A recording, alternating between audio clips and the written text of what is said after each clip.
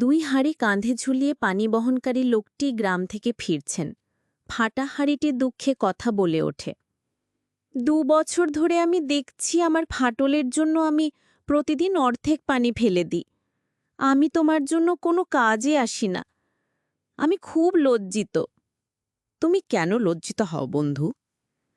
কারণ আমি অন্য হাঁড়ির মতো সম্পূর্ণ পানি দিতে পারি না। আমি নিজের ফাটলের কারণে ব্যর্থ। তুমি কখনো লক্ষ্য করেছ তোমার পাশের পথে কত সুন্দর ফুল ফোটে? ফুল? না, আমি তো কখনো খেয়াল করিনি। আমি ইচ্ছে করে ওই পাশে ফুলের বীজ ছিটিয়ে দিয়েছিলাম, কারণ আমি জানতাম তুমি প্রতিদিন সেগুলিকে পানি দিয়ে এসেছ। আর এখন সেই ফুল দিয়ে আমি আমার মালিকের ঘর সাজাই।